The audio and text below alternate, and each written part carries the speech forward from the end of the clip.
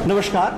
चर्चा चौकसे के विशेष कार्यक्रम कॉफी हाउस विचार मंच में एक बार फिर हम आपके सामने हैं। नमस्कार। चर्चा चौकसे के विशेष कार्यक्रम कॉफी हाउस विचार मंच में एक बार आज हमारे बीच में मौजूद हैं मध्य प्रदेश बीजेपी के एक दमदार नेता, मध्य प्रदेश सरकार में पूर्व कैबिनेट मंत्री और वरिष्ठ बीजेपी के विधायक अजय विश्नोई। हमारे पास अभी एक सवाल आया है कि अजय विश्नोई जबलपुर के विकास की एकमात्र उम्मीद है, ऐसा एक सवाल आया है। तो हम सब भी ये मान के चलते हैं कि जिस सशक्त तरीके से वो अपनी बात रखते हैं और पत्रों के माध्यम से प्रधानमंत्री को, मुख्यमंत्री को चिट्ठी लिखते हैं और विकास के लिए लगातार प्रयत्न करते रहते हैं, तो लोगों में ये उम्मीद जगना स्वाभाविक है कि अगर वो आगे आएंगे, उनको कोई जिम्मेदारी मिलेगी तो विकास की गति जो है तेज होगी। अपने कार्यकाल में जब वो कैबिनेट मंत्री रहे तो स्वास्थ्य में की दृष्टि से जो काम हुए वो सबके सामने हैं, इसमें कोई दो राय नहीं है। बहरहाल हम उनका बहुत स्वागत करते हैं। आपका बहुत बहुत स्वागत है कॉफी हाउस विचार मंच पर। और ये जो विचार मंच है, हम नगर की बात को, शहर के डेवलपमेंट को लेकर करते हैं। तो हम ये जानना चाहते हैं कि आम नागरिक के नाते, एक नेता के नाते, एक मंत्री के नाते, शहर विकास की क्या संकल्पना है आपके मन में? कैसा शहर होना चाहिए? कितना विकसित हुआ है पिछले कई वर्षों में? धन्यवाद मित्रों।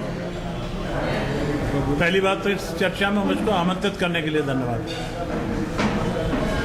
दूसरा, मैं बता दूं, इसी नगर में पैदा हुआ, इसी में शिक्षित हुआ, इसी में पला बड़ा, तो मेरी जन्मभूमि है। इसका कर्ज तो मेरे ऊपर हमेशा था, है और रहेगा। यदि कुछ बना हूं तो इसी शहर के कारण बना हूं, इसी शहर के लोगों के प्रेम और आशीर्वाद के कारण बना हूं। विधायक भले विधानसभा क्षेत्र जबलपुर शहर बना लगता है तो जबलपुर में। जिस क्षेत्र से विधायक हूं वो ग्रामीण क्षेत्र है, परंतु वहां पर भी यदि कोई खुशबू पहुंची है जिसके कारण मैं वहां स्वीकार्य हुआ हूं, तो वो जबलपुर नगर की हमारी अपनी जो भूमिका है उसके कारण पहुंचा। रहता तो यही हूं। चलो एक चर्चा और बता दूं। मैं पाटन से विधायक, पहले पाटन का नाम मझौली था, 27 साल से वहां पर हूँ। 93 का पहला चुनाव वहां पर लड़ा था। आज भी मेरा नाम वोटर लिस्ट का जबलपुर में है, पश्चिम विधानसभा से है, पाटन में नहीं है मेरा नाम। जी जी। मेरा घर जबलपुर में है, मेरे दुकान जबलपुर में है, हमारे द्वारा संचालित अस्पताल और कॉलेज जबलपुर में है। पाटन की विधानसभा के पूरे क्षेत्र में न तो मेरे पास दुकान है, न मकान है, न घर है, न ऑफिस है जी। सिर्फ लोगों का प्यार है, आशीर्वाद है, जिसके कारण मैं तो है तो सबको जबलपुर में जी। तो जबलपुर का कर्ज है मेरे ऊपर, तो जबलपुर का कर्ज अदा करना है। तो जब जहाँ जैसा मौका मिला वैसा करता रहा, और आगे भी बहुत कुछ करने की कल्पना मन में है। और ये कहना ठीक नहीं होगा कि अवसर नहीं मिला। अवसर दिया, पार्टी ने भी अवसर दिया, सरकार ने भी अवसर दिया, और आज की तारीख में भी अवसर मेरे पास है, क्योंकि एक प्लेटफॉर्म, विधानसभा में विधायक हूँ, सरकार तक मेरी आवाज़ पहुँचाने की क्षमता है। सरकार के मंत्री हमारी सुनते हैं और मैं उनको सुना सकता हूँ, मेरी सोचने की क्षमता है। और आप जैसे मित्रों की चर्चाओं, सलाह के माध्यम से मैं अपने विज़न को लगातार बढ़ाता चलता हूँ जी जी। क्योंकि विज़न का ठेका कोई एक अकेले व्यक्ति ने नहीं लिया, मेरी अकेली सोच से कुछ नहीं होने वाला। पर आप जैसे मित्रों के साथ बैठ के जब चर्चाएं करते हैं तो चर्चाओं से हमारे को भी सोच का, विचार का दायरा बढ़ता है, और जब वो दायरा बढ़ता है तो उसमें से रास्ते निकलते हैं, चीज़ें निकलती हैं, और हम उसको आगे बढ़ाने के लिए अपना रास्ता खुद बना लेते हैं। कुछ पुरानी चर्चाओं के बारे में आप लोग चर्चा कर रहे थे, तो कुछ पुरानी चर्चाएं भी अपन कर लेते हैं। जबलपुर में स्वास्थ्य मंत्री बन गया, तो स्वास्थ्य मंत्री के दृष्टिकोण से मेरे को लगा कि इसमें कुछ करने की आवश्यकताएं हैं। सबसे पहली नज़र गई तो मेरी नज़र गई जबलपुर के विक्टोरिया हॉस्पिटल। जी जी बिल्कुल। एलिगन हॉस्पिटल, दोनों महत्वपूर्ण चीज़ें थी। विक्टोरिया हॉस्पिटल 300 बिस्तर का अस्पताल, आज भी 300 बिस्तर का ही है, पर मैंने अपने कार्यकाल में उसको एलिवेट करके 300 से 500 बिस्तर का किया। 300 आज इसलिए है कि बिल्डिंग नहीं बनी 500 की, पर पैराफिर नहीं है 500 का बल गया।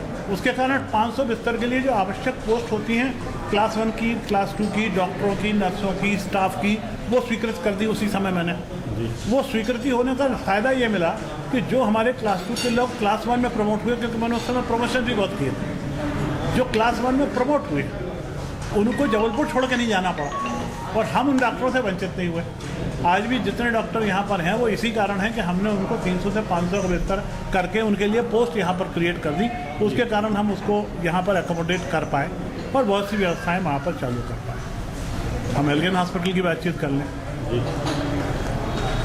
मैं एल्गिन हॉस्पिटल गया, बहुत दुर्दशा में थी। मेरे को खुशी है आज की तारीख में वो मध्य प्रदेश के सर्वश्रेष्ठ अस्पतालों में से एक अस्पताल के रूप में विकसित हुआ है। जो सबसे बड़ी तकलीफ मेरे को नज़र आई वो ये नज़र आई कि हम विक्टोरिया में, एल्गिन में, न सिर्फ जबलपुर के आसपास क्षेत्र के ग्रामीण क्षेत्र का आदमी और जबलपुर ज़िले से बाहर का, मिंडला का, डिंडोरी का, कटनी का, वहाँ की महिलाएँ भी आती हैं। वहाँ हो गई प्री मैच्योर डिलीवरी हो गई।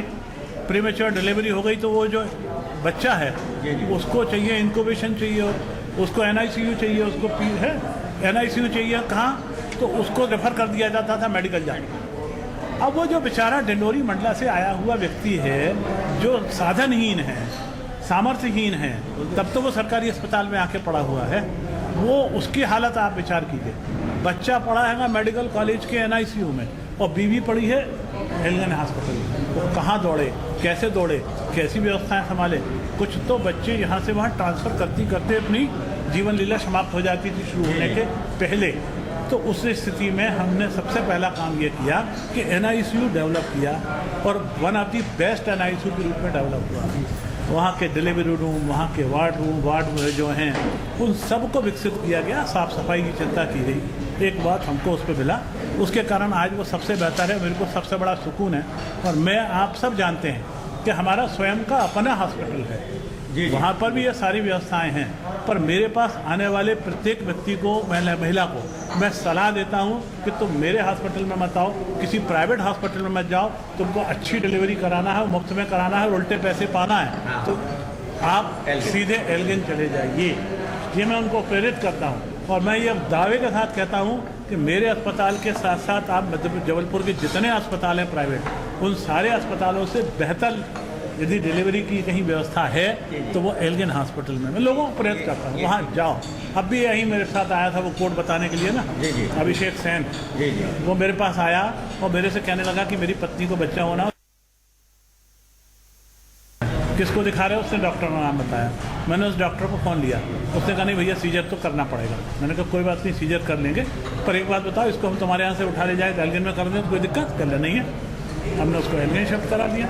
हमने जाके देख के आया, उसने खुशी गया, वहाँ गया, बच्चा उसका सीजर से वहाँ हुआ। पैसे लगे नहीं, वो हमारे पास इसलिए आया था कि 35,000 का खर्चा है, 25,000 मेरे को कर्जा दे दो, हमारे पास है नहीं। मैंने कहा तेरे 35 के 35 बचेंगे, 2,000 वहाँ से उल्टे मिलेंगे। इतना सुंदर हॉस्पिटल को बन के तैयार हुआ। तीसरी चर्चा करें, मेरे पास मेडिकल एजुकेशन डिपार्टमेंट भी जी। हमने मेडिकल कॉलेज को जाना और देखना शुरू किया। मेडिकल कॉलेज में हमको जो सबसे पहली कमी नज़र आई वो नज़रिया आई कि डॉक्टरों की जो कमी है वो तो है ही, टीचिंग स्टाफ की जो कमी है वो तो है, सबसे बड़ी कमी थी नर्सिंग स्टाफ की। आप सब अच्छे तरीके से जानते हैं किसी भी हॉस्पिटल में डॉक्टर तो 24 घंटे में एक राउंड लगा के जाता है, बाकी 24 घंटे यदि किसी के भरोसे मरीज रहता है तो वो नर्सों के भरोसे रहता है। आपको सुन के ये आश्चर्य होगा, उस समय भी ये 700-800 बिस्तर का हॉस्पिटल था और नर्सें कितनी थी? नर्सिंग की सैंक्शन स्ट्रेंथ थी 100 नर्सें हैं 3 शिफ्ट में, और छुट्टी लगा लो तो 4 शिफ्ट में, क्योंकि अल्टीमेटली हफ्ते में एक दिन छुट्टी भी देना पड़ती है। तो 25 नर्सें देखती थी 700-800 बिस्तर के हॉस्पिटल को। मैंने तय किया कि नर्सिंग स्ट्रेंथ को हमें बढ़ाना है। फिर हम जबलपुर क्यों बढ़ाओ अकेला? हम रीवा भी बढ़ाएंगे, हम भोपाल भी बढ़ाएंगे, हम ग्वालियर भी बढ़ाएंगे, हम इंदौर भी बढ़ाएंगे। प्रदेश के 5 मेडिकल कॉलेज हैं, 5 मेडिकल कॉलेज में सब जगह 100 की स्ट्रेंथ थी। मैंने उसको बढ़ाया तो कितना कर दिया? 100 की 600। प्रिंसिपल से कितनी ने कहा डबल कर दें, हमने डबल से काम नहीं चलेगा, हम जानते कितनी नर्सें चाहिए। तो मुझको खुशी है कि 100 की 600 करके गया मैं तब जब मैं मेडिकल एजुकेशन मंत्री था। इतने पिछले 12-15 साल में उसके बाद वो सिर्फ इतने बड़ा अस्पताल बढ़ गया, 700 से वो 1200, 1500, 1800 की स्ट्रेंथ पहुंच गया है। पर वहाँ 600 की 700 ही हो पाई नर्सिंग। हम 100 की 600 करके गए, सब जगह करके गए थे। फिर वहाँ के जो प्रोफेसर्स की ज़रूरत थी, जो पढ़े हुए थे संविदा पे, उनके संविदा के कार्यकाल को गिनते हुए उनको तुरंत प्रमोट करके पहले ही दिन रीडर बना दिया, रीडर से असिस्टेंट प्रोफेसर बना दिया। इस तरीके से वहाँ की व्यवस्थाओं को सुधारा। एक वहाँ पर एक कैजुअलिटी बनी हुई है, स्पेशल कैजुअलिटी, जहाँ ये होना चाहिए कि पहले जैसे ही मरीज आए 24 घंटे उसको वहीं रखना चाहिए, सर्जरी वाले को अलग, मेडिकल वाले को अलग, फिर तय होना चाहिए इसको क्या ट्रीटमेंट चाहिए, कहाँ जाएगा, तब वो अगले जाएगा। वो कैजुअलिटी हमने अपने समय पर खुलवाई। आज वहाँ पे जो सीटी और एमआरआई मशीन खड़ी हुई है, वो सीटी और एमआरआई मशीन जहाँ गरीबों को वहाँ पे मुफ्त में सीटी एमआरआई हो जाती है, या जबलपुर शहर में वो सीटी एमआरआई कराने की पहला संस्थान था, उसकी देखा देखी आज की तारीख में दर्जन भर सीटी और एमआरआई खुल गई। उसी कंपटीशन का नतीजा था। वो हमने सरकार का 1 रुपये खर्च करने अब किए और हमने वो सीटी और एमआरआई का वहाँ पे सेंटर खुलवा दिया था। वैसे ही इंदौर में भी खुलवाया था। इंदौर के आज भी अस्पताल मानते हैं कि वहाँ हमारे खुलवाने के कारण वहाँ 10, 20, 25 मशीनें उस तरीके की लग गई। एक ट्रेंड डाला। ट्रेंड पे मेरे को एक बात और याद आ गई। ट्रेंड पे उस समय मैंने अपने नर्सिंग की ट्रेनिंग की जो थी, नर्सों को मैंने देखा कि हमने पोस्ट तो क्रिएट कर दी, नर्सें हैं ही नहीं। नर्सों की भर्ती में पूरे खाली पड़ेंगे, डिस्ट्रिक्ट हॉस्पिटल्स खाली पड़े हैं, नीचे खाली पड़े, नर्सें है ही नहीं। मैंने कहा यार कितने नर्सिंग कॉलेज हैं बताओ मध्य प्रदेश में? उन्होंने कहा 50 नर्सिंग कॉलेज। हमने 50 नर्सिंग कॉलेज में 3000 लड़कियां हर साल पास होकर निकलती हैं, जाती कहाँ हैं? कहले जहाँ से आती वहीं जाती हैं। मैंने कहाँ से आती हैं? कहले राजस्थान से आती हैं या केरल से आती हैं, पढ़ के वहीं चली जाती हैं। मैंने मध्य प्रदेश के बच्चे क्यों नहीं आते उसमें? उन्होंने कहा मध्य प्रदेश के बच्चे इस प्रोफेशन को अच्छा नहीं समझते, इसलिए उन्होंने जो है उस चीज़ को नहीं माना हुआ। हमने कहा गलत कह रहे हो तुम, ऐसा नहीं हो सकता, कारण कुछ और है। तो कारण उसमें मेरे को समझ में सीधा आया कि आर्थिक स्थिति उन बच्चों की अच्छी नहीं है जो आए। मैंने तुरंत एक स्वावलंबन करके योजना दी। उस स्वावलंबन योजना में मैंने कहा 500 लड़कियों को मध्य प्रदेश की मैं सरकार के खर्चे पे निजी नर्सिंग कॉलेज में पढ़वाऊंगा। और हमने जब पहली बार लोगों को इनवाइट किया तो हमारे इनविटेशन पे आपको आश्चर्यजनक होगा, पहले साल जिन बच्चों ने हमको एप्लीकेशंस दी और उसमें से जब कट ऑफ लगा 500 बच्चों को सिलेक्ट करने में, तो कट ऑफ हुआ 78%। उन बच्चों को वहाँ एडमिशन दिलाया। 4 साल तक हमने ये ट्रेंड चलाया। उसकी देखा देखी जैसे ही नर्सिंग कॉलेज आज की तारीख में 50 से बढ़ के 400 मध्य प्रदेश के अंदर हो गए। इसको ट्रेंड सेटिंग कहते हैं। अपन ने ट्रेंड सेट करके दिखाया था। एक और चीज़ हमको करने में सफलता प्राप्त हुई उस दौरान में, हमने देखा उस समय क्या था, एक महिलाओं को जच्चा को अस्पताल तक पहुंचाने के लिए आज की तारीख में जिसको जननी एक्सप्रेस कहते हैं, उसकी पैदाइश मझौली से। जी। कैसे हुई पैदाइश मझौली से? उस समय सरकार ने एक व्यवस्था दी थी, दिल्ली सरकार ने NRHM की तरफ से, कि 250 रुपये का एक प्रावधान बनाया हुआ था कि एक मारुति वैन जो बनी हुई थी, वो मारुति वैन उस महिला को अस्पताल छोड़ के आएगी और 250 रुपये उसको दिए जाएंगे। मझौली में मैंने कहा कि रुक जाओ, हम एक नया प्रयोग करेंगे। महिलाओं हमने क्या कहा, आपको सबको ध्यान होगा कि वो जो मारुति वैन है 10,000 रुपये महीने में हमने किराए पे ले ली। उसका माइल किलोमीटर तय रहता है, इससे ज़्यादा किलोमीटर चलेगी तो उसको इतने ज़्यादा पैसे लगेंगे। हमने कहा मझौली विकासखंड में अब ये लेके भी जाएगी और छोड़ के भी आएगी और माइलोमीटर इसका नोट होगा। महीने में जितना बिल बनेगा हम उतना बिल देंगे। हमने उसको प्रयोग किया। बहुत थोड़े से पैसे ज़्यादा देने के बाद आने और जाने दोनों की व्यवस्थाएँ बन गई। वो प्रयोग सफल होते ही से मैंने मध्य प्रदेश के अंदर जननी एक्सप्रेस डाली और वो जननी एक्सप्रेस जब डली उसकी देखा देखी पूरे हिंदुस्तान के अंदर जननी एक्सप्रेस 108 की व्यवस्था मेरे द्वारा की गई है। 108 की चर्चा करने के लिए अपने MDO प्रिंसिपल सेक्रेटरी को लेके, मैं प्रिंसिपल सेक्रेटरी आप सब जानते होंगे MM उपाध्याय यहीं पर पहले कलेक्टर और कमिश्नर रह चुके हैं, या मेरे साथ उस समय मेरे कमिश्नर के रूप में थे राजेश रौजारा जो आज की तारीख में एडिशनल चीफ सेक्रेटरी होम के हैं। उनको लेके हम गए दोनों को हैदराबाद और वहाँ से हम 108 लेके आए। 108 की शुरुआत करी। मध्य प्रदेश की सेवा का अवसर मिल रहा था। हमने मोबाइल हॉस्पिटल्स चालू किए, मोबाइल क्लिनिक्स चालू करी, वो भी उस समय हमारी देन थी। तो उस तरीके से बहुत सी चीज़ों में काम करने का अवसर मिला। एक संक्षिप्त चर्चा में बहुत लंबा विस्तार नहीं देना पाऊँगा क्योंकि हमको शहर की तरफ लौट के आए। शहर में यदि हमको मौका मिला तो आयुर्वेदिक कॉलेज में आयुष विभाग का भी मंत्री रहा। तो आयुर्वेदिक कॉलेज में के अंदर भी 2 प्रॉब्लम थी। एक बिल्डिंग नहीं थी, तो पहली इनिशियल जो बिल्डिंग बनी है वो हमारे द्वारा दी गई थी, उस समय बिल्डिंग हमने बनवाई। दूसरा वहाँ पर भी स्टाफ की कमी थी। तो स्टाफ वालों को भी, संविदा वालों को तुरंत कंफर्म करा और प्रमोट करके बिठाया। तो आज पूरे मध्य प्रदेश के किसी भी आयुर्वेदिक कॉलेज में जो डीन, डायरेक्टर या प्रोफेसर बैठा हुआ है, वो उस समय के हमारे उस प्रक्रिया के तहत उसको करके बनाया हुआ था, उसके कारण वो बैठा है। हमको बाद में रेन्यूएबल एनर्जी में काम करने का मौका मिला। इवन रीवा का जिसका उद्घाटन प्रधानमंत्री जी ने किया है, वो योजना मेरी दी हुई है। सिर्फ बाद वाले मंत्री, हम चूंकि चुनाव हार गए थे, उनने सिर्फ टेंडर लगाया, टेंडर तक लाने का काम, उस सबको सारा हमारा काम था। आज 5000 एकड़ ज़मीन यदि सोलर के लिए उपलब्ध है मध्य प्रदेश में, तो एक दिन में हेलीकॉप्टर लेकर निकला था पूरे मध्य प्रदेश का दौरा करके, और हर कलेक्टर से कहा था उसी ज़मीन पर खड़े मिलना जो ज़मीन मेरे को देने वाले हो, मैं नक्शे व पटवारी के। वो 5000 एकड़ ज़मीन ली थी। तो काम करने के बहुत तरीके हैं। वेटनरी डिपार्टमेंट में आज की तारीख में आप चले जाओ आधार ताल के पास में, पूरा जो वेटनरी का कैंपस बना दिखता है, उस समय की हमारी दिया हुआ देन थी। मैं जबलपुर में यदि वेटनरी यूनिवर्सिटी बनी तो मेरे दस्तखत से बनी, और वो वेटनरी यूनिवर्सिटी भी आज की तारीख में मध्य प्रदेश की शान है। मेडिकल कॉलेज, मेडिकल यूनिवर्सिटी यहाँ लेके आ पाया, उसकी हिकमत अलग थी, उसकी क्रेडिट अकेले मैं नहीं लेना चाहूँगा, बट मिला मौका तो अपन ने उसको करके दिखाया। जब जो विभाग था नहीं था, विभाग से अलग हटके भी बातचीत करी है।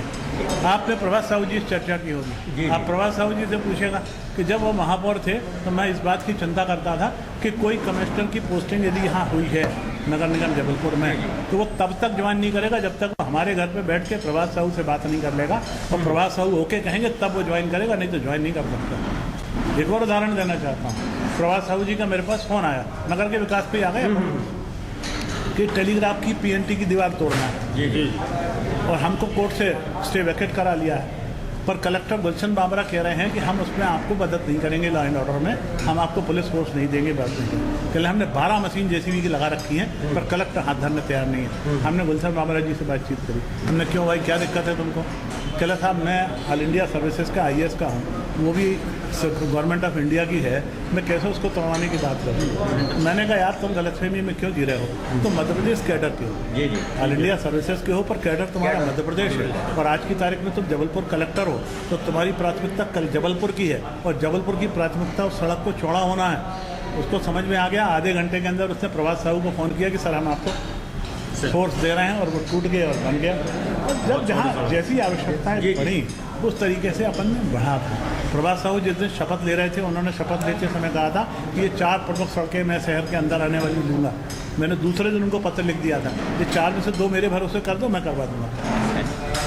उनको लंबी लंबी चर्चाएँ हो जाएंगी। मतलब हम चूँकि दखल कर सकते हैं कहीं भी, वहाँ पर बैठ के भोपाल में, तो हम हर जगह दखल दे सकते हैं। उस तरीके से आगे अपन ने बढ़ने का प्रयास किया। हम कल्पना करें कि हम जबलपुर को आगे कहाँ ले जा सकते हैं, हम उसकी चर्चाएँ करें। देखिए, कोई भी शहर का विकास होता है तो वो होता है पैसे से।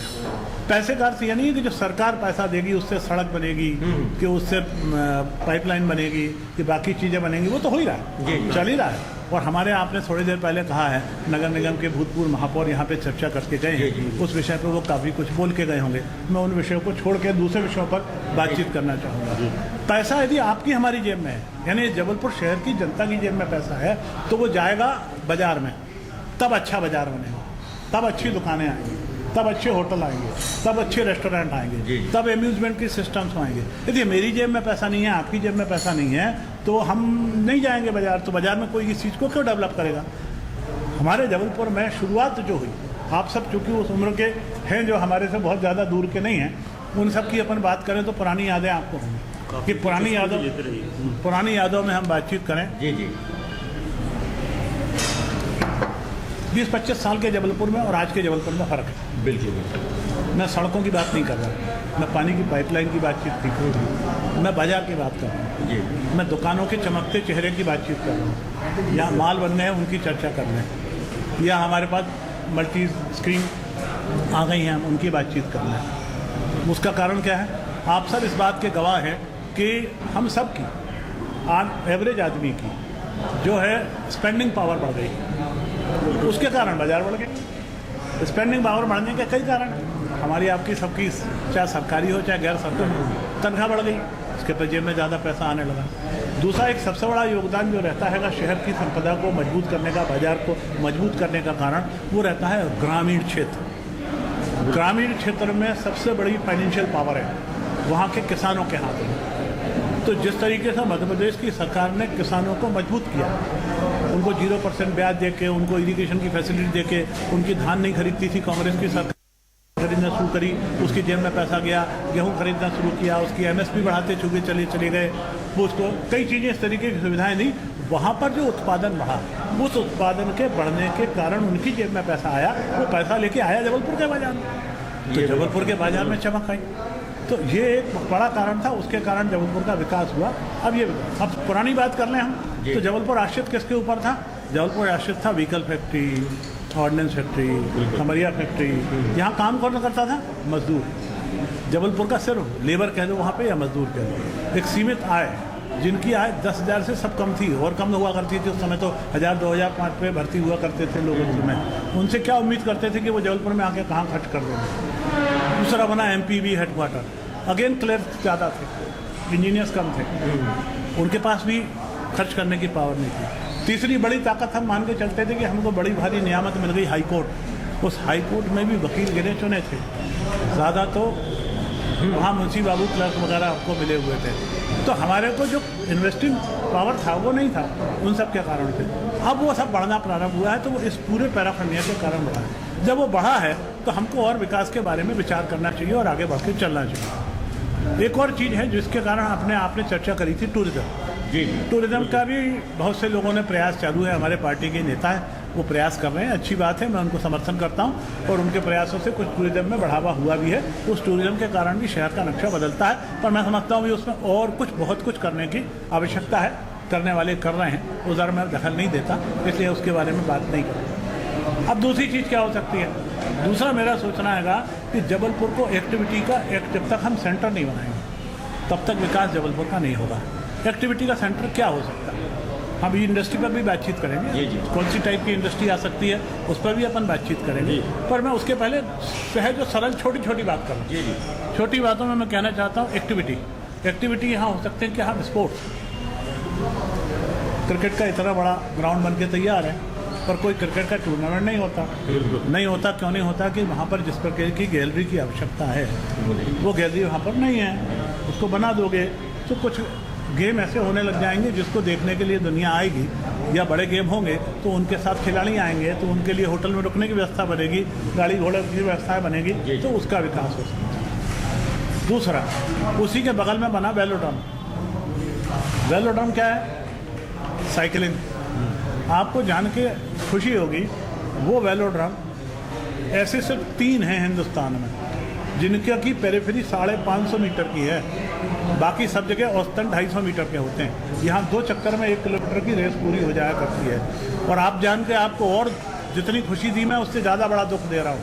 आज वो तोड़ने योग्य हो गया।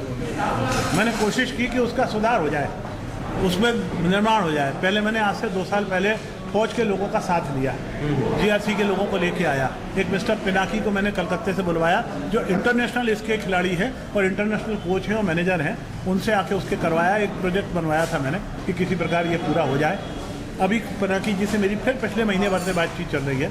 मैं स्मार्ट सिटी के अंदर जाके बैठा हुआ था स्मार्ट सिटी की पूरी टीम के साथ में, और उससे पूरी चर्चा करी कि इसको कैसे डेवलप कर सकते हैं स्मार्ट सिटी के हेड में ले जाके। अंत में हम इस नतीजे पर पहुंचे हैं, और स्मार्ट सिटी के CEO भी आके मेरे से बोल गए कि आप मदद करो तो उसको तोड़ दिया जाए और नया 250 मीटर का बना दिया जाए। उसको सुधारने में लगेंगे 5 करोड़ और 250 मीटर का नया बनाने में लगेंगे 7.5-8। अब उसके हैं साइज़ कम कर देंगे। इंटरनेशनल गेम कराना है, नेशनल गेम कराना है, तो 250 मीटर में हो सकते हैं, तो हम वो करेंगे। हम उसके बजाय उसके साथ में जो हमको खिलाड़ियों के लिए पैराफर्निया लगता है, जो आने जाने के ठहरने वालों के लिए जो ज़रूरत है, दर्शकों के लिए जिस चीज़ों की ज़रूरत है, वहाँ तो आज की तारीख में किसी को बाथरूम जाना हो तो उसकी व्यवस्था नहीं है। बिल्कुल। तो उस दिशा में विचार नहीं हुए, उस दिशा में प्रयास नहीं हुए। अब वो प्रयास करने का समय आया है। हम यदि यहाँ पर एक नेशनल गेम शुरू करा देंगे उस चीज़ का, तो आप समझ सकते हैं कि कितना बड़ा अट्रैक्शन का केंद्र बनेगा, और शहर का विकास उन्हीं आने जाने वाले लोगों के कारण एक बन पाएगा। या क्रिकेट का हम वहाँ शुरू करा देंगे तो वो दूसरा गेम शुरू होगा। तीसरा एक गेम की तरफ मैंने और ध्यान दिया है, और आप सब मित्रों से कहूँगा किसी दिन हो सके तो हम लेके चलते हैं आपको अगले महीने में। अधिकारियों से भी मैंने कहा है। वाटर स्पोर्ट्स की जब भी हम चर्चा करते हैं, हम सब जितने लोग बैठे हैं सबका ध्यान बरगी चला जाता है। हम बरगी को सेकंड नहीं 3rd प्रेफरेंस पे रखते हैं, क्योंकि बरगी में 2 तकलीफें हैं। लहरें बहुत हैं, दूसरा नीचे से झाड़ झंखाड़ की कोई गारंटी नहीं है, तीसरा दूर बहुत है। इन तीनों कारणों से आपको जान के आश्चर्य होगा, इस शहर के अंदर 200 मीटर चौड़ा, 6 किलोमीटर लंबा, शांत गहरे जल का पानी उपलब्ध है। आप में से किसी को पता हो तो बता दें, नहीं तो मैं बताता हूँ कहाँ पर है वो। आप बताइए। और दोनों तरफ उसके ग्रीन स्क्रीन लगी हुई है, पेड़ इतने हरे भरे हैं कि आपको दृश्य देख के मज़ा आ जाएगा वो देखने के लिए। मैंने उस समय प्रयास किया था, अपने जीआरसी के सारे जो ब्रिगेडियर वगैरह थे उनको लेके सीएम के साथ में मीटिंग करवाई थी, और उस समय यशोधरा जी उसकी स्पोर्ट्स मिनिस्टर थी, उनको लेके भी मैं वहाँ घुमा के आया था। उस समय कुछ पत्रकार भी मित्र मेरे साथ में गए हुए थे। हम वहाँ पर नेशनल लेवल के स्पोर्ट्स करा सकते हैं, और वहाँ पर हमने उस समय क्या किया था कि फौजी चूँकि हमारे साथ जुड़े थे जीआरसी के लोगों को हमने मध्य प्रदेश की सरकार से, शिवराज जी से कह के उनको 20 नौकाएँ दिलवा दी थी, जो स्पोर्ट्स की नौकाएँ होती हैं। वो 20 नौकाओं से आज भी वहाँ पर वो स्पोर्ट्स कर रहे हैं, और ओलंपिक तक खेल को उसके कारण आए हैं। पर आप सबको इस बात की चर्चा का अंदाज भी नहीं है। ये मैं चर्चा कर रहा हूँ गौर नदी की। गौर नदी में इतना बड़ा संपदा है, वहाँ पे एक सेटी भी बना रखी है, जेटी बना रखी है फ्लोटिंग, उस जेटी से सारा कुछ कार्रवाई चल रही है। हम चाहते हैं वो स्पोर्ट्स भी यहाँ, तो ये 2-3-4 एक्टिविटी के सेंटर्स होंगे, this will bring the tourism. और ये एक्टिविटी का आदमी आएगा तो ऑटोमेटिक वो भेड़ाघाट भी जाएगा, वो बरगी भी जाएगा, वो सरहे में बाकी जगह बाजार में भी घूमेगा, और उसके कारण हमारे शहर का विकास होगा। सोचने के दायरे और एंगल को हमको बदलने की आवश्यकता है। हम उद्योग की बातचीत करें, उद्योग आएगा तो फिर मैंने कहा ना, उद्योग आएगा तो उद्योगपति आएगा तो उसकी जेब में पैसा होगा, तो वो पैसा खर्च करने के लिए उद्धत होगा। अपन जब भी बातचीत करते हैं, अपन बात करते हैं फूड प्रोसेसिंग, और फूड प्रोसेसिंग पर अटक जाते हैं मटर और सिर्फ टमाटर से ज़्यादा कोई बातचीत नहीं करता। हम में से, आप में से कितनों को पता है कि ऑलरेडी जबलपुर में एक मटर प्रोसेसिंग प्लांट है? पता है आपको? सक्सेस नहीं है, तो फिर दूसरे मटर के प्लांट की बात क्यों करते हो? ठीक है, उसके पीछे दूसरे कारण है। तो उससे अलग हटके कुछ सोचो ना, उससे अलग हटके बातचीत करें ना। हम कुछ और दिशा में बातचीत करेंगे, दूसरी इंडस्ट्री की बातचीत करेंगे। हमारे को आज की तारीख में गारमेंट इंडस्ट्री यहाँ है, उस गारमेंट इंडस्ट्री ने इस शहर को बड़ा नाम भी दिया, कमाई भी दी, बहुत से लोगों को रोजगार भी दिया, और बहुत कुछ कविता के कारण, उनके कारण भी बाजार में चमक आई है और व्यवस्थाएं बनी हैं। दुर्भाग्य से पिछले कोविड काल में उनको डाउनफॉल आया है, और ठीक है, कोविड काल बहुत ज़्यादा दिन नहीं रहेगा, फिर से वो मार्केट खड़ा होगा और हमारे मध्य प्रदेश की पहचान को और आगे बढ़ाएगा, और रोजगार को भी आगे बढ़ाएगा, ये मान के चलता हूँ। परंतु उसके बाद भी उसमें जिस चीज़ की आवश्यकता थी वो रह गई अभी। हमको वहाँ पर जिस तरीके से उसकी डिज़ाइनिंग का काम होना चाहिए, या उस समय जैसे था कि जबलपुर की मार्बल जीन हम बना लेंगे, अभी उस दिशा में हमको प्रयत्न करना बाकी है। उस दिशा में जो प्रयत्न मदद होना चाहिए वो मदद करना बाकी है। मैं समझता हूँ उस दिशा में वो भी प्रयत्नशील है, और अपन भी करेंगे, तो वो हमारे उद्योग को और अधिक बढ़ावा देगा। हम इससे अलग हट के बातचीत करेंगे। मेरी बातचीत हुई जो MSME आज की तारीख में नए मंत्री बन रहे हैं, आप लोगों की भी चर्चा उनके साथ में हुई है। वो आदमी विजन का है, एक्सपीरियंस वाला आदमी है, खुद इंडस्ट्रियलिस्ट है, इसलिए उसको बहुत कुछ कल्पना है। एक चर्चा अपन भी उनके साथ चला रहे हैं कि जबलपुर के अंदर हमको एक, हमारे पास फर्नीचर का क्लस्टर बनना चाहिए। What do you mean by cluster of furniture? ये फर्नीचर है, हमारा लोकल बड़ा ही बना देगा। लोहे की चाहिए तो अलमारी चाहिए तो ढेर चले जाओ, खंडेलवाल फर्नीचर से लेके फला ढका तक सब रखे हुए हैं। पर अकेला फर्नीचर या नहीं, फर्नीचर में मोल्डिंग कैसे होगी, प्लास्टिक का यूज़ कैसे होगा, उसकी डिज़ाइनिंग कैसे होगी, उसकी प्रोसेसिंग कैसे होगी, इस सब को बताने वाला नहीं, करके देने वाला। यदि वुड का ही काम होना है तो इसकी सीजनिंग होना है, तो रंगा जी के अलावा दूसरा कोई सीजनिंग नहीं कर रहा, तो आम आदमी किस प्रकार से सीजनिंग कर सकते हैं? किस प्रकार का वर्ल्ड का मार्केट है फर्नीचर के लिए, वर्ल्ड के मार्केट के लिए उसमें क्या डिज़ाइन लगती है, वो डिज़ाइन तुम यहाँ कैसे बना सकते हो, उसके लिए तुमको किस प्रकार की मोल्डिंग मशीन की आवश्यकता है, किस प्रकार के हमको एक्सपीरियंस देने की ज़रूरत है वहाँ के वर्कर्स को, उसके लिए हम क्लस्टर की बातचीत करते हैं। यदि वो हम क्लस्टर लेके आ पाएंगे तो वो एक ऐसा क्लस्टर होगा जिसमें सैकड़ों की तादाद में इंडस्ट्री आ पाएगी, नए उद्यमी आ पाएंगे, और उसके हज़ारों के लोगों को वर्क भी मिलेगा, फर्नीचर की शॉप्स भी मिलेंगी, एक नया डायमेंशंस के साथ में हमारा फर्नीचर का मार्केट खड़ा होगा जिससे हम बातचीत करें। यदि हम इंडस्ट्री की बातचीत करते हैं तो हम पेंट इंडस्ट्री की बातचीत क्यों नहीं करते? पेंट इंडस्ट्री में हम पुट्टी से शुरू करें। आज पुट्टी में सबसे ज़्यादा एक ज़रूरी आइटम इंग्रेडिएंट रहता है मार्बल का पिसा हुआ चूरा। पहाड़ खड़े हैं वेस्टेज के, हम उसका उपयोग कैसे कर सकते हैं, हम यहाँ पे कैसा सस्ता हम पुट्टी बना के दे सकते हैं, हम उसके दिशा में आगे बढ़ाएं। मार्बल की कटिंग और पॉलिशिंग की बात चली रही है, मार्बल का एक मार्केट डेवलप हो ही चुका है, इसलिए वो एक अलग कारण है, पर उसको आगे और इस दिशा में हम बढ़ा सकते हैं। पेंट की जब हम बातचीत करते हैं तो पेंट में कुछ नए पेंट्स की बातचीत है। मैं कोई व्यक्ति, हमें आपकी तरफ से इस मंच के माध्यम से लोगों को खुला ऑफर देता हूँ, कोई पेंट इंडस्ट्री वाला आए जो इनोवेटिव पेंट की बातचीत करे, जो कहे हम फायर प्रूफ पेंट बनाना चाहते हैं, जो कहे हम वाटर प्रूफ पेंट बनाना चाहते हैं। वाटर प्रूफ पेंट वो पट्टी नहीं जो आप रोज विज्ञापन सुनते हैं और घर के बाहर पोतते हैं, मैं उसकी बात नहीं कर रहा हूँ। मैं वाटर प्रूफ पेंट किसकी बातचीत करता हूँ, गत्ते का डिब्बा लेंगे, उसके ऊपर वाटर पेंट आगे अंदर बाहर कर देंगे और गत्ते में गिलास भर पानी भर देंगे, दूसरे दिन भी देखना एक बूंद बाहर नहीं आएगी। मैं उस वाटर प्रूफ की बातचीत कर रहा हूँ। मैं उस फायर प्रूफ की बात कर रहा हूँ कि गत्ते के डब्बे में पेंट मैं लगा दूंगा, आप उसमें आग लगाते रहना, आग नहीं लग पाएगी। हम उस तरफ की इरोजन का कैसे रोकेगा, हम उस पेंट इंडस्ट्रीज की बातचीत करें। जब इस तरीके की बात करेंगे तो हमको बेटर मार्केट मिलेगा, बेटर उद्योग मिलेगा, बेटर इंडस्ट्रीज मिलेंगी, हम उस दिशा में हम आगे अपने को बढ़ जाएंगे और कुछ कर पाएंगे। हम मेडिकल के काज करते हैं जी। आज भी जबलपुर में प्राइवेट मेडिकल कॉलेज की गुंजाइश बाकी है। उसका एक बड़ा कारण मैं आपको बता दूं कि नागपुर के रिटायर्ड लोग तो वहाँ खुल गए और मेडिकल कॉलेज, पर रीवा तक के रिटायर्ड लोग, जबलपुर के रिटायर्ड लोग जो यही रहना चाहते हैं वो आके और यहाँ पर दे सकते हैं और वो हमारा बन सकता है। मैं एक और कल्पना करके चलता हूँ कि जबलपुर के इतने सारे इंजीनियरिंग कॉलेज खुले बंद हो गए। जबलपुर के इंजीनियरिंग कॉलेजेस में जो इंजीनियरिंग ग्रेजुएट्स निकल के आए हैं, they are graduates but they are not employable. इसके लिए नहीं है, पढ़ाई का स्तर ही नहीं ना, रोजगार है वो रोजगार के लायक नहीं है।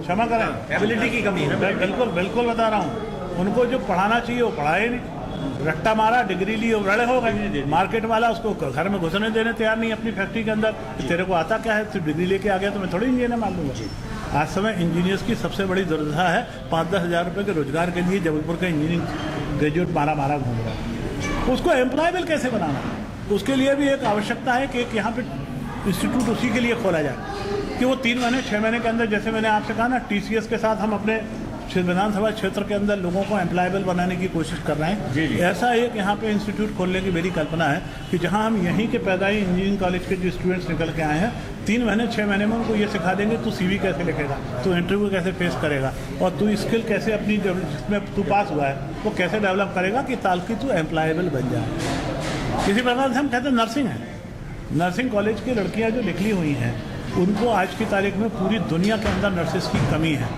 और जितने रुपए की तनख्वाह हम उनको हिंदुस्तान के अंदर दे सकते हैं उतने डॉलर की नौकरी उनके लिए इंतज़ार कर रही हैं। उनको उसके लायक अपग्रेड करने की आवश्यकता है, उनके स्किल को भी, उनके नॉलेज को भी, उनकी अंग्रेजी को भी, हम उसको सिखाने की हमको आवश्यकता है। हमको उस दिशा में प्रयत्न करने की आवश्यकता है। हम मेडिकल की बात करें तो यहाँ आज की तारीख में आपने देखा है दवा बाजार, दुनिया बंद रही पर दवा बाजार के बाहर इतनी मोटरसाइकिलें खड़ी हो जाती थी कि रास्ता जाम हो जाया करता था।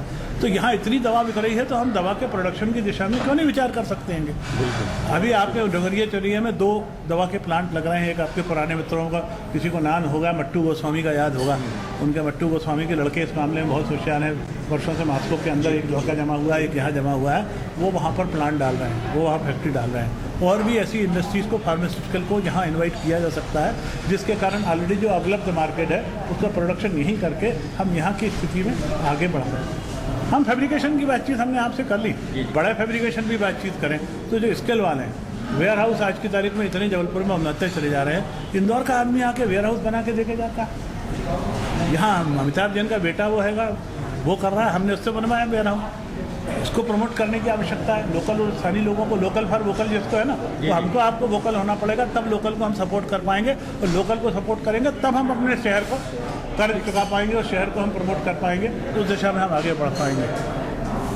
मैं समझता हूँ आप लोग की चर्चा हो जाए, मैं बात जरा हम लोग यहाँ लंबा होता जा रहा है। नहीं, आपने बहुत अच्छी बात की। सारे विषयों को अपनी कल्पना में शामिल किया कि शहर विकास की कल्पना या राज्य की कल्पना में सारे विषयों को।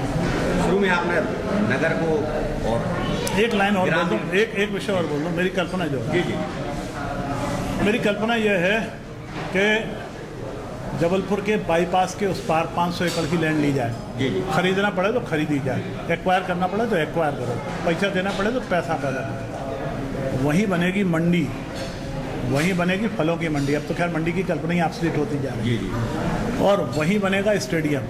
ये शहर के अंदर जो स्टेडियम बना रहे हैं ना, या इसका मैंने विरोध किया था, आप सबको याद होगा स्मार्ट सिटी में जब प्रोजेक्ट दिया हुआ था कि इसको आप स्टेडियम नहीं बना सकते होगे।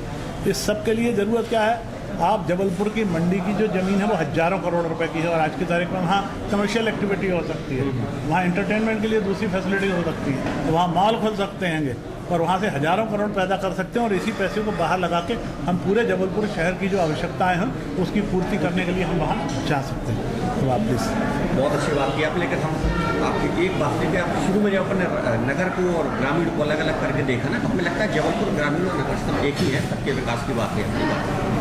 आपने जो स्टेडियम की बात की, तो हमारा इस सवाल भी है कि क्या इस तरह का विकास होना चाहिए कि जब हमने 52 गाँवों को एक्वायर किया था, नगर सीमा में जोड़ा था, तो स्टेडियम वहाँ बन सकता था।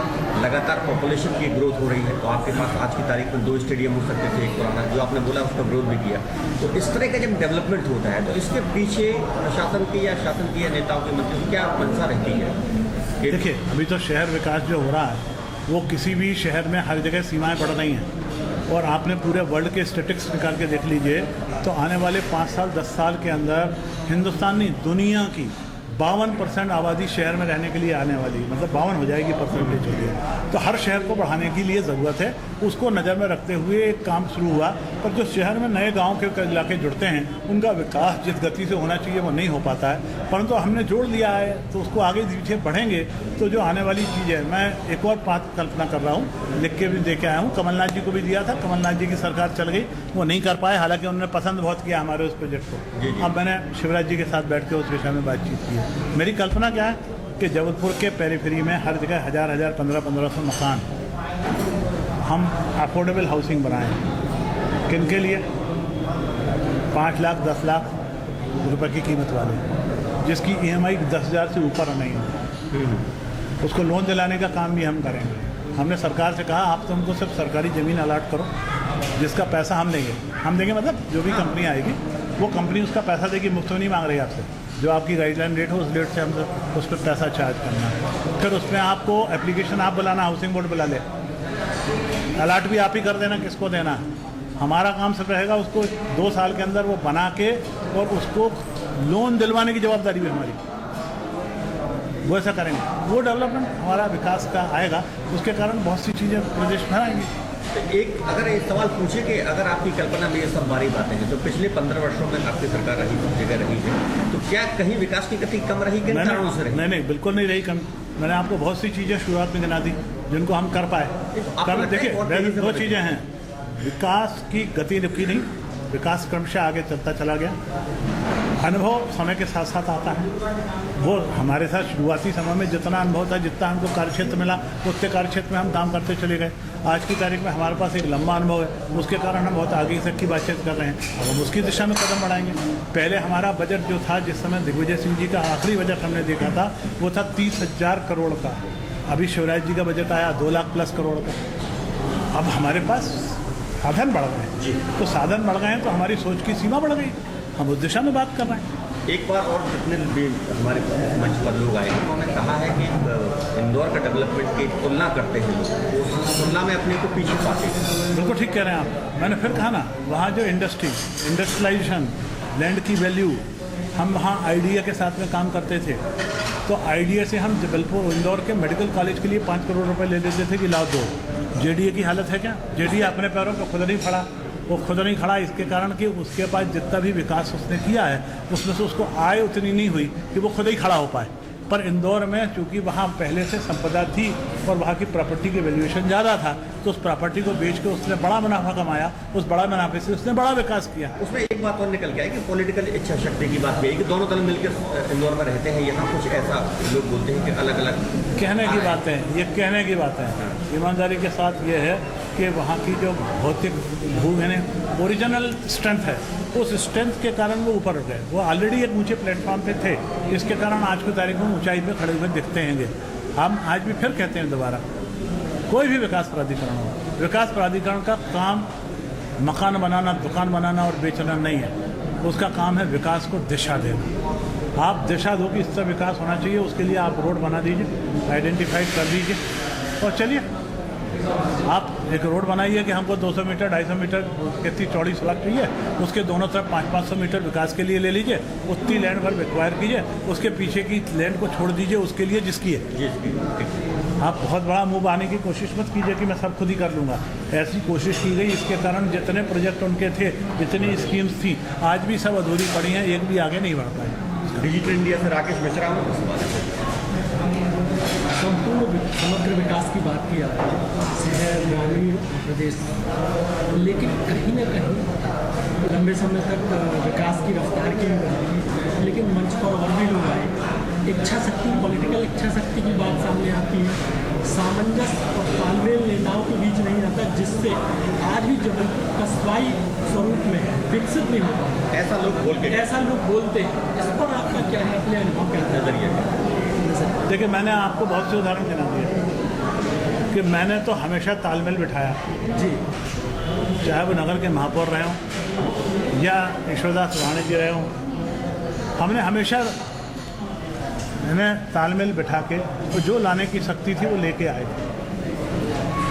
कांग्रेस के साथ जाते बातचीत करें तो जिस समय कांग्रेस की 15 महीने की सरकार रही, उस समय भी चाहे तरुण के साथ बैठ के बातचीत करने की ज़रूरत पड़ी हो, हम लखन के साथ भी बैठे और उसको भी बताया कि तुम ये काम कर सकते होगे। तरुण के साथ भी बैठ के चर्चा हुई, हम कमलनाथ जी के पास भी गए कि हमको ये आवश्यकता है या इस तरीके से बात हो सकती है। पर दुर्भाग्य से उस समय क्या हुआ, उस समय उनके जितने भाव थे ना वो 7वें आसमान पे थे, नीचे ज़मीन देख ही नहीं रहे। इतनी बड़ी बड़ी बातें कर गए जिसमें से एक भी बात आज तक पूरी नहीं हो पाई, क्योंकि उनके विजन में धरातल नहीं था, तो इसलिए वो चीज़ें नहीं हो पाई। अब फिर दोबारा हम लोगों के हाथ में चीज़ें आई हैं। मैं समझता हूँ आने वाले समय में जो मध्य प्रदेश सरकार की स्ट्रेंथ बनी है, उस स्ट्रेंथ के चलते यदि काम करने का अवसर मिलेगा तो आने वाले 2 साल में 3 साल में अपन बहुत कुछ कर पाएंगे। दुर्भाग्य से ये 1 साल ऐसा गुजरा है जो हमको बहुत ज़्यादा आर्थिक डेंट दे के गया है, न सिर्फ जबलपुर को और मध्य प्रदेश को, परंतु पूरे हिंदुस्तान को और पूरी दुनिया को। वो आर्थिक डेंट तो हमको झेलना पड़ेगा, उसके कारण प्रोग्रेस थोड़ी स्लो हो सकती है, पर विजन हो सकता है। जैसे आपने नितिन गडकरी जी को कई बार सुना होगा कि नितिन गडकरी जी बजट के भरोसे नहीं है, हम बजट से अलग हट के बातचीत करते हैं। एक और उदाहरण उस पर मेरे को याद आ गया, हमने वेटनरी कॉलेज के अंदर हमने वेटनरी के डिप्लोमा कॉलेज 5 खोले मध्य प्रदेश में। उस समय मध्य प्रदेश के 5 डिप्लोमा कॉलेज खोले, एक जबलपुर में खोला, एक भोपाल में खोला, एक रीवा में खोला, एक मुरैना में खोला और एक इंदौर में खोला। ये 5 डिप्लोमा कॉलेज खोले तो एक दिन शिवराज जी ने हमसे कहा, कहले यार तुम फाइनेंस में तो आई नहीं, कैबिनेट में आए नहीं, तुमने कैसे खोल लिए? ये हमारी हिकमत है, तो आपकी आवश्यकता नहीं, हम अपना अधिकार क्षेत्र जानते हैं, हम करके दिखा देंगे। आज की तारीख में उन डिप्लोमा कॉलेजेस में B ग्रेजुएट ने एडमिशन भी लिया और पास भी हो गया और अब वेटरनरी का कंपाउंडर बन के अच्छी नौकरी कर रहा, खुश है कि साहब मैं इंजीनियरिंग से उभर गया और अच्छी जगह पर आ गया। तो करने के लिए देखिए, मैंने कहा पैसे कहाँ से आएंगे, कैसे आएंगे। अब मैंने आज TCS के लिए साथ काम करना शुरू किया, तो उसमें क्या पैसे लग रहे हैं मेरे को? हमारे कॉन्ट्रैक्ट्स काम कर रहे हैं, हमारा विजन काम कर रहा है, उस विजन के साथ हम आगे बढ़ रहे हैं। प्रवीण मिश्रा जी हमारे साथ होता है। समस्या नगर की बड़ी है। पहली तो आवारा पशुओं की समस्या, जिसका भुक्तभोगी मैं आपको सामने देता हूँ आज। तीसरा, अनियंत्रित ऑटो चालकों का ट्रैफिक में गंभीर व्यवधान। नगर के विकास में ये दोनों तत्व हैं, इसका बहुत इम्पोर्टेंट रोल है। इसके लिए क्या किया जा सकता? शक्ति जी, उसके अलावा कुछ नहीं है। इस बारे में कमलनाथ जी के सरकार के समय भी तरुण भनोट ने बहुत तेज़ी के साथ बात रखी और हम सब ने उसको सहमति भी दी कि आप सुअर हैं, सुअर पालकों के खिलाफ तेज़ी से कदम उठाना चाहिए, आवारा पशुओं के खिलाफ उठाना चाहिए वार्षिक विषय को। तो वो बातें बहुत कुछ हुई, काम नहीं हो पाया, उस दिशा में अभी काम करना बाकी है। मैं समझता हूँ इसको तो पूरे, आप तो जबलपुर में बहुत सुरक्षित हैं, माफ़ करना आप चोट खा गए हैं, पर मैं फिर बता रहा हूँ, निकल के देखिए यहाँ से बुंदेलखंड दमोह की रोड पे चले जाओ, तेंदुखेड़ा और आगे के रोड पे चले जाओ, रात के खास में बरसात के समय चले जाओ, आपको 2 घंटे का रास्ता 3 घंटे में पूरा नहीं होगा। पूरा इतना जाम करके वो बैठे रहते हैं कि ये व्यवस्थाएं, ये बात सही है कि लोग जानवर पाल लेते हैं और उसका उपयोग नहीं करते हैं। उस दिशा में जो गौशालाएँ बन रही हैं, मैं समझता हूँ शायद गौशाला से कुछ हद तक वो नियंत्रित हो पाएगी। ऑटो चालकों के लिए कुछ अलग लेन बनाने की बात नहीं संभव। इस शहर के अंदर जितनी सड़क चौड़ी है उसमें जो ट्रैफिक है वही नहीं निकल पाता है। हम किसी के लिए भी डेडिकेटेड लेन बनाने की बात ही छोड़ दीजिए। साइकिलिस्ट के लिए जरूर एक डेडिकेटेड लेन बनी है, पर उसका भी उपयोग सदुपयोग कम हो रहा है, दुरुपयोग उसका ज़्यादा हो रहा है। तो लेन की हम चर्चा नहीं करें, हम ये जरूर करें कि ऑटो चालकों को नियंत्रित करने की आवश्यकता है। काफ़ी हद तक नियंत्रित करने की दिशा में प्रयत्न हुए हैं, उनको रूट अलॉट किए गए हैं, उनकी कलर स्कीम बनाई गई है, उनको वाहन चालन करने की भी व्यवस्थाएँ की गई हैं।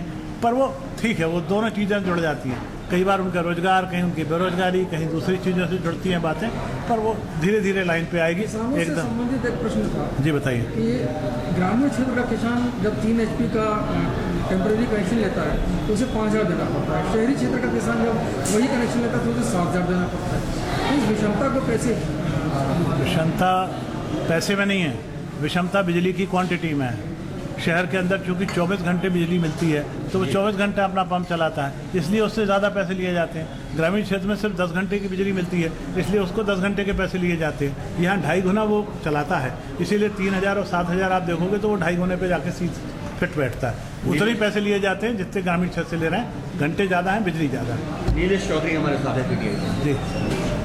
असल में जौनपुर शहर में क्वालिटी सर्विसेज जैसे ड्रिंकिंग वाटर, रोड, बस, पब्लिक बस सर्विसेज है, उसके बाद आपकी अदर सर्विसेज जो भी हाइजेनिक है या इसको इम्प्रूव करने के लिए और क्या प्रयास करना चाहिए? काम तो हो रहा है, इसको और ज़्यादा जैसे शहर का। देखिए, ड्रिंकिंग वाटर को अप्रूव करने के लिए तो पिछले सरकारों ने काम किया, हमारी पिछले महापौरों ने काम किया है, उसमें कोई शक नहीं है। आज की तारीख में आपको पानी जितना पहले से ज़्यादा अच्छा मिल रहा है, अच्छी क्वांटिटी में मिल रहा है, अच्छे प्रेशर के साथ मिल रहा है। जबलपुर उन गिने चुने शहरों में आए हैं जहां हमको 7 दिन 365 दिन पानी मिलता है। उस दृष्टिकोण से हम संतुष्ट हैं, हम उसमें संतुष्ट हैं। जो वो कर रहे हैं वो ठीक कर रहे हैं। अब क्वालिटी की भी जहाँ तक बातचीत है तो फिल्टर पानी आ रहा है। ज़रूरत है कि डिस्ट्रीब्यूशन की लाइनें जो पुरानी हो चुकी हैं, जो कई बार नालियों और इससे गुजर जा रही हैं, उसमें जो आपस में इंटरमिक्सिंग हो रही है, उनको बदलने की दिशा में प्रयत्न कर रहे हैं। फिर हमारा सीवर जो प्लांट है वो गलत दिशा में चला गया। आज आप सब उस विषय की आवाज़ उठाते रहे हैं, हाईकोर्ट भी हमको उसमें चेतावनी दे रहा है। हमारा सीवर ट्रीटमेंट प्लांट वाला और सीवर की जो लाइनें डली हैं वो गलत दिशा की तरफ चली गई हैं। उसके कारण जबलपुर का विकास भी विकसित यानी अवरोध में आया है। पानी की क्वालिटी और लाइफ हमारी जो है वो भी तकलीफ में आई है, और सीवर डिस्पोजल आज भी हम उस दिशा में नहीं पहुंच पा रहे हैं जहां हमें आज तक पहुंच जाना चाहिए था। एक प्रारंभिक गलती है, वो गलती शायद लंबे समय तक सुधर नहीं पाएगी। इसमें क्या कर रहे हैं वो नगर निगम वाले बेहतर जवाब दे पाएंगे, मैं उस पर बहुत नहीं बोलना चाहूँगा। शरद चंद्र पाटिल हमारे साथ। सर, योग्य व्यक्ति के हाथ में यदि संस्थान जाता है या एक विभाग जाता है तो उससे उस व्यक्ति का नाम तो होता ही है और उस शहर का नाम भी होता है। इस बात के लिए हम आपके शुक्रगुजार हैं कि मध्य प्रदेश में हम जहाँ कहीं भी गए, स्वास्थ्य विभाग की जब बात होती है तो आपका नाम लिया जाता है और फक्र से सीना हमारा ऊँचा होता है।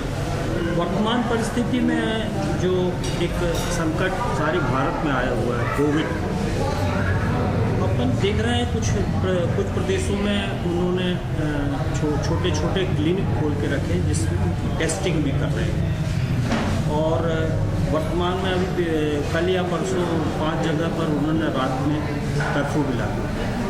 हमारे यहाँ मध्य प्रदेश शासन के द्वारा कुछ ऐसी कुछ योजनाएं भविष्य में हैं क्योंकि आप मंत्रालय से जुड़े हुए हैं इसलिए। देखिए, कोविड से लड़ने के लिए जितनी अच्छी व्यवस्थाएं मध्य प्रदेश ने की हैं उसकी तारीफ करना चाहिए। बेशक टेस्ट की संख्या बढ़ाना, टेस्ट के लिए मशीनें लगाना, नई मशीनों से काम लेना, शुरुआती क्षणों में हम लड़खड़ाए थे जी, पर हम व्यवस्थाएं बहुत अच्छी संभल गई।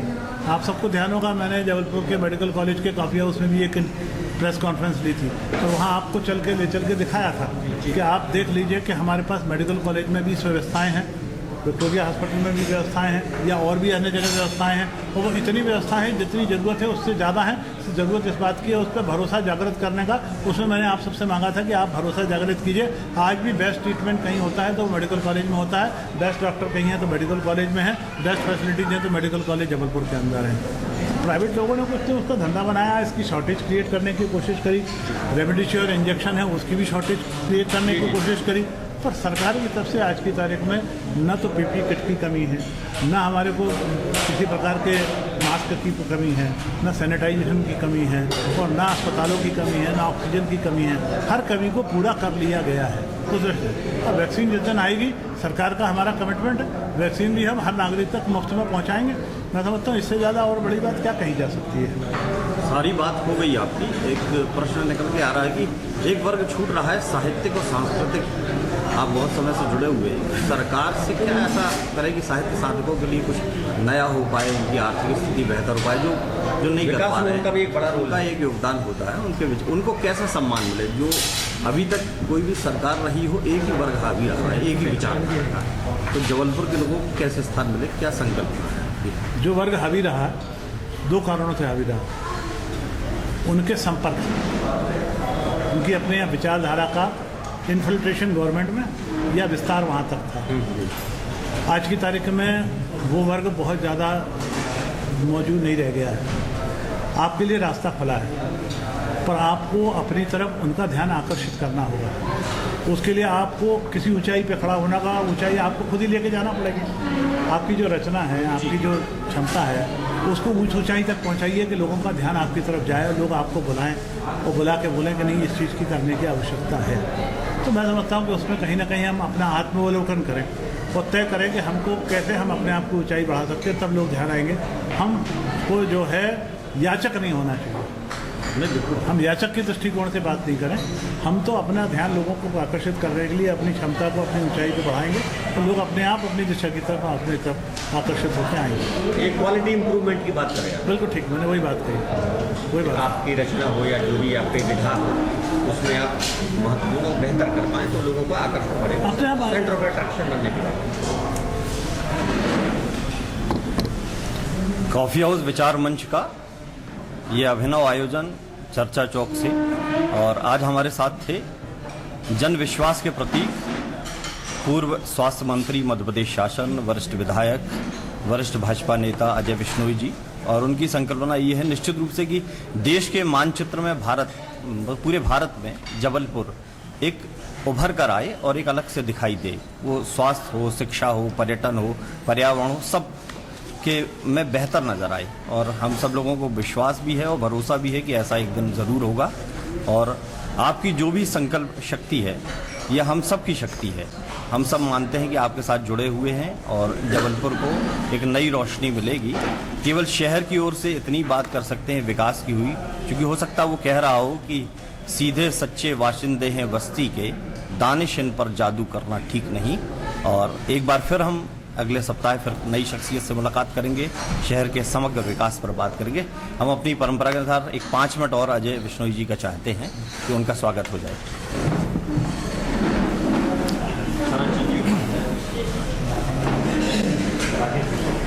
नीलेश जी, अरे जाइए आप।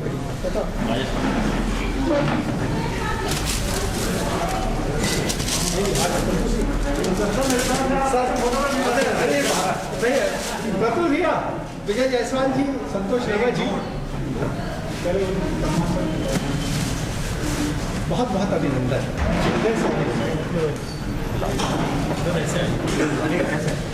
कुर्सी पे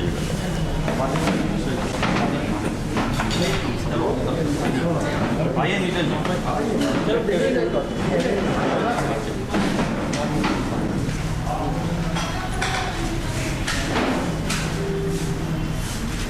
बहुत आभार आपका कॉफ़ी हाउस विचार मंच की तरफ से। आगे भी आपका सहयोग और समर्थन आगे आइए। आपके जो लगता है राजेश पाठक जी, इनके कारण कई बार मैं चोटिल हुआ हूँ। अच्छा, हाँ, ये अक्सर चले के जहाँ भी करा देते हैं। नहीं सर,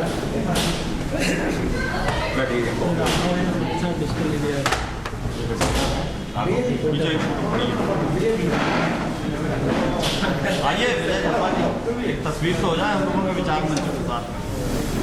एक कॉफ़ी और आपके साथ। आइए सर, आपके नाम को सुनकर प्रतुल भैया और विजय भैया समय के पहले, आधे घंटे पहले से पूरी प्लानिंग से हमारा परिवार है यहाँ। बैठ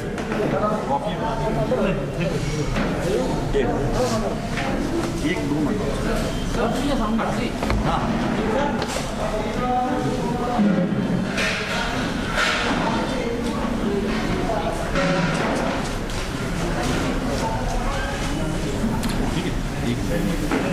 बढ़ाइए।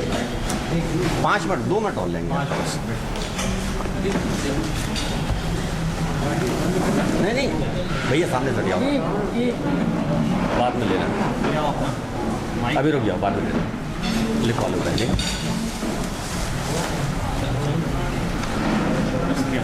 आपको जो फीडबैक देना हो हमारे कार्यक्रम के बारे में, जो आपको अच्छा लगा हो, पीछे है, पीछे निकालो 4-5 पेज।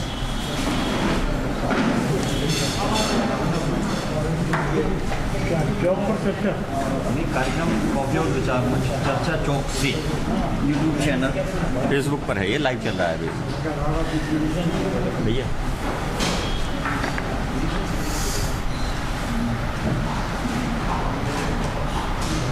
ने बहुत अच्छी समग्र विकास पर बातचीत हो गई सब लोगों के साथ। हम लोग बहुत दिनों से प्रतीक्षा कर रहे थे कि आप आएँ और एक बेहतर चर्चा। नगरीय चुनाव के बाद एक बार फिर आपके साथ बैठा हूँ।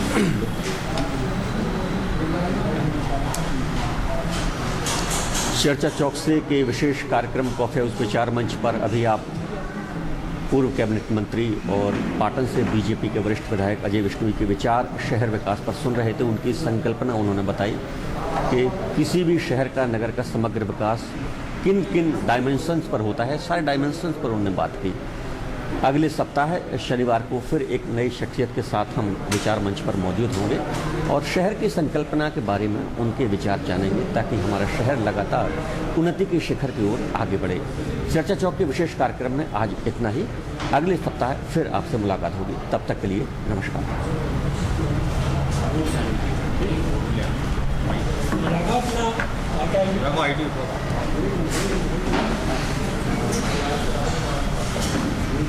कैमरे के सामने मत आया करो यार। ठीक है।